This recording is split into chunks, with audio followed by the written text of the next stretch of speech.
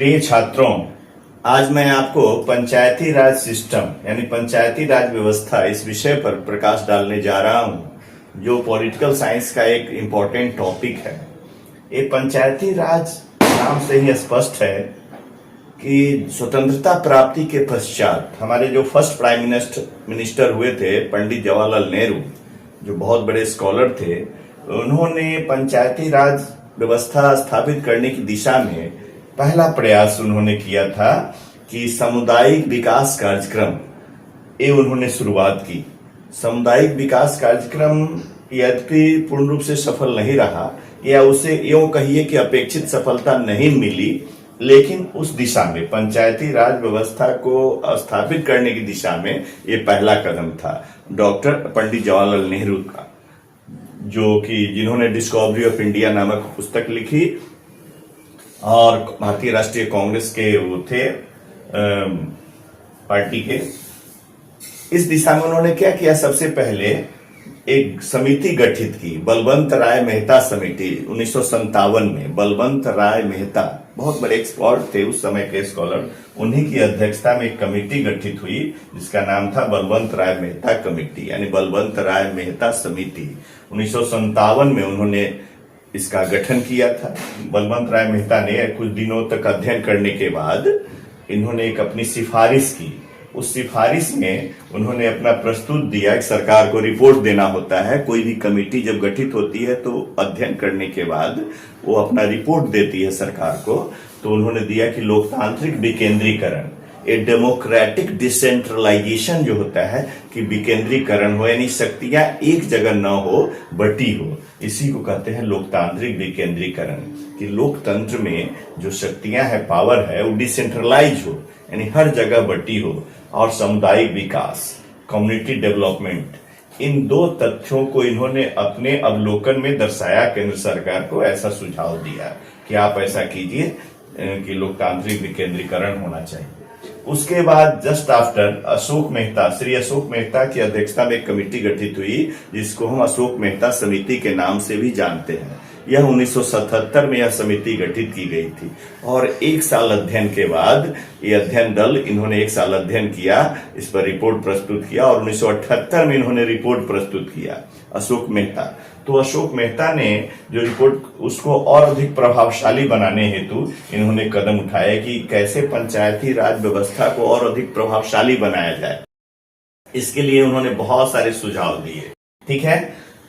फिर उसके बाद जाकर के जीबी के राव समिति, जीबी के राव समिति, एक ये भी विद्वान थे, एक्सपर्ट थे, इनकी अध्यक्षता में कमेटी 1985 में गठित हुई केंद्र सरकार के द्वारा। तो उन्होंने, केंद्र सरकार ने क्या किया, ग्रामीण सरकार के पुनर्रचना, रीऑर्गेनाइजेशन, कैसे उसको अच्छी तरह हम ऑर्गेनाइज करें, इसके तरीके उन्होंने सुझाए, है ना। केंद्र सरकार को इसका सुझाव दिया उन्होंने। जीबी के राव समिति 1985 में गठित हुई थी, ठीक है। सबका ईस्वी सन लिखा हुआ है 1985 ईस्वी, ठीक है। तो ग्रामीण सरकार के पुनर्रचना के तरीके इन्होंने सुझाए। उसके बाद लक्ष्मी मल सिंधवी समिति 1986-87 में, लक्ष्मी मल सिंधवी समिति, लक्ष्मी मल सिंधवी कमेटी, यानी इनके नाम से कमेटी हुई कि ये इसके डोमिनेंट पर्सन थे, यानी इनकी अध्यक्षता में वो कमेटी गठित हुई, इसलिए उन्हीं के नाम से उस कमेटी का नाम, जो नाम देख रहे हैं आप, ये सब व्यक्ति हेड हैं उस कमेटी के। उसके साथ और भी लोग थे उस अध्ययन दल में, लेकिन इनके अध्यक्षता में वो कमेटी गठित, इसीलिए उन्हीं के नाम से कमेटियों का नाम हो गया। तो लक्ष्मी मल सिंधवी समिति जो 86-87 में, 1986-87 में गठित की गई थी, उन्हें एक साल तक उसका भी पीरियड था। इसने सुझाव दिया कि ग्राम सभाओं का पुनर्गठन, जितने भी ग्राम सभाएं थी, पंचायती राज व्यवस्था, उनका पुनर्गठन हो, यानी उसमें कुछ लोगों को जोड़ा जाए, जो लोग सदस्य नहीं हैं उनको सदस्य बनाया जाए, जिससे सभी जातियों का, सभी प्रकार के लोगों का उसमें प्रतिनिधित्व हो। इसीलिए पुनर्गठन का उद्देश्य यही होता है, रीऑर्गेनाइजेशन। वित्तीय सहायता मुहैया कराना, अभी संस्थाएं पंचायती राज चलेगी कैसे, तो वित्तीय साधन मुहैया कराने के लिए भी व्यवस्था की गई। जैसे बाद में आप पढ़ेंगे कि कंटीजेंसी फंड से और या फिर वित्त आयोग से भी उसको सपोर्ट मिलता है, और यह स्वायत्त निकाय के रूप में काम कर रहा है, ऑटोनोमस बॉडी है ना। तो उनके वित्तीय सहायता मुहैया कराना। और एक और सुझाव उन्होंने दिया था लक्ष्मीमल सिंघवी समिति ने कि प्रत्येक राज्य में पंचायती राज न्यायिक अधिकरण का निर्माण हो।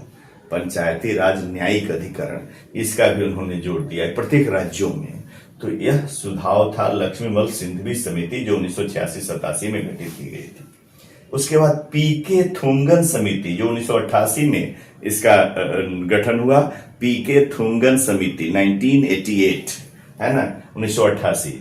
ये संवैधानिक मान्यता दिलाना, चूंकि ये तो गठित पंचायती राज व्यवस्था हो गई, इसको कॉन्स्टिट्यूशनल जो अप्रूवल होता है, संविधान के द्वारा जो मान्यता मिलती है वो नहीं थी, तो इसको संवैधानिक मान्यता दिलाने के लिए उन्होंने सुझाव दिया कि पीके थुंगन समिति गठित की गई 1988 में। इनका कहना था कि इन्हें संवैधानिक मान्यता मिले पंचायती राज व्यवस्था को, और 5 वर्ष के अंतराल पर नियमित चुनाव कराना।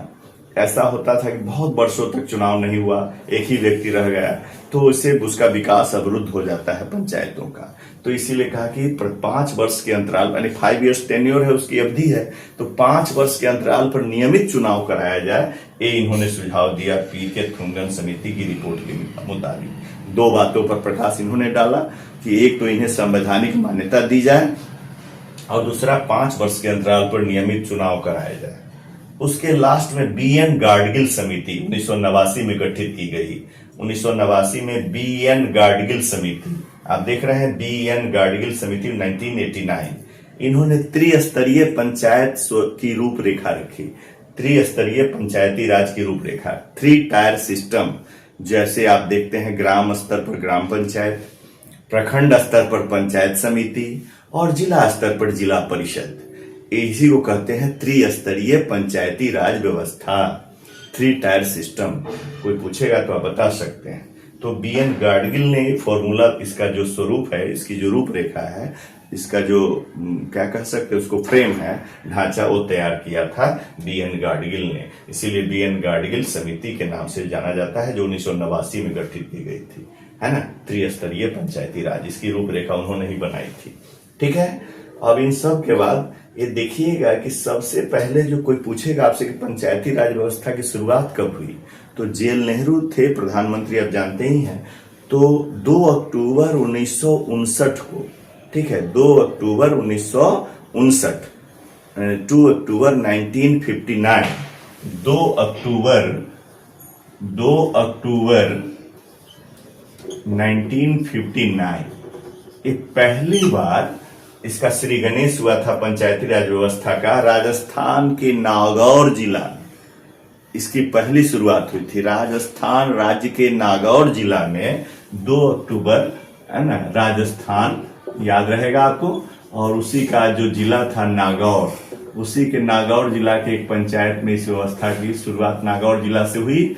नागौर जिला है, राजस्थान राज्य है, 2 अक्टूबर 1959 को। ठीक है, ये श्री गणेश हुआ इसका। और 59, 60, 61, 62, 63, 5 वर्षों में पूरे राज्य में इसको प्राप्त कर लिया गया। इसको माने इस व्यवस्था, पंचायती राज व्यवस्था को समृद्ध कर लिया गया। 5 वर्ष लगे पूरे देश में इसको फैलाने में। सबसे पहली बार ये राजस्थान के नागौर में हुआ था। उसी क्रम में आपको मैं बताऊं, ये जो पंचायती राज व्यवस्था है, इसको जो संवैधानिक मान्यता देने की बात हुई, या इसको वित्तीय सहायता की बात जो समय समय पर रिपोर्ट प्रस्तुत किया गया, इसके लिए संविधान में एक संशोधन हुआ था। उसको 73वां संवैधानिक संशोधन, यानी 73 अमेंडमेंट प्रोविजन के द्वारा, जो कि 16 सितंबर 1991 को ये 73वां संविधान संशोधन, ये संविधान संशोधन अधिनियम लाया गया। संविधान संशोधन, ठीक है। कोई पूछेगा आपसे 73वां संविधान संशोधन अधिनियम क्या है, तो ये पंचायती राज व्यवस्था को लेकर गठित किया गया है, संशोधन किया गया है। ये 16 सितंबर 1991 को प्रस्तुत किया गया, लेकिन यह 22 दिसंबर 1992 को लोकसभा में पास हुआ। 22 दिसंबर 1992 को लोकसभा में और 23 दिसंबर 1992 को राज्यसभा में यह पास हुआ। ठीक है। ये कब कहाँ पास हुआ, ये भी अब 22 दिसंबर ये प्रस्तुत किया गया। 16 सितंबर 1991 के 73वां संविधान संशोधन को लोकसभा में 1992 में, और 23 दिसंबर 1992 को राज्यसभा में ही पास हो गया। उसके बाद चूंकि यह पूरे देश का मुद्दा था, तो उस समय 17 राज्य थे, 17 राज्यों की विधानसभाओं विधानमंडलों में भी यह पास हुआ। इस बात पर चर्चा हुई और वहां से भी इसको अनुमोदन प्राप्त हुआ। वहां से अप्रूव्ड होने के बाद तब राष्ट्रपति का हस्ताक्षर हुआ। तो यह 24 दिसंबर 1993 को जाकर के ये लागू हुआ। 73वां संविधान संशोधन अधिनियम लागू हुआ 24 दिसंबर 1993 को।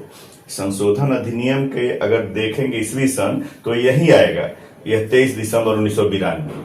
73वां संवैधानिक संशोधन अधिनियम ये 23 दिसंबर 1992 में ही लोकसभा और राज्यसभा में पास हो गया था। लेकिन चूंकि यह पूरे देश का मुद्दा था, इसीलिए पंचायती राज व्यवस्था लागू करना, इसको संवैधानिक मान्यता देना, इसको वित्तीय साधन मुहैया कराना, इस 5 वर्ष के अंतराल पर चुनाव कराना, और इसी के द्वारा 73वें संविधान संशोधन अधिनियम के द्वारा ही महिलाओं को पंचायती राज व्यवस्था में 1/3 जगह सुरक्षित रखा गया उनके लिए। फिर उसके बाद उनके लिए क्या हुआ, अलग से राज्य निर्वाचन आयोग का गठन किया गया। ये सब बातें 73वें संविधान संशोधन अधिनियम के द्वारा हुई। ठीक है, तो 24 दिसंबर 1993 को यह लागू हो गया। ठीक है, तो आप देखे होंगे इस तरह से मैंने पंचायती राज व्यवस्था के बारे में बहुत अच्छी तरह से समझाने का प्रयास किया है। मैं उम्मीद करता हूं आप इसे अच्छी तरह समझे होंगे और इसे फायदा उठाएंगे। मैं यहीं पर अपनी वाणी को विराम देता हूं। आप सबों के लिए यह कल्याणकारक हो। आप अगर मेरा वीडियो सब्सक्राइब नहीं किए होइएगा मेरे चैनल को, तो सब्सक्राइब करिएगा, लाइक करिएगा और शेयर करिएगा। Thank you.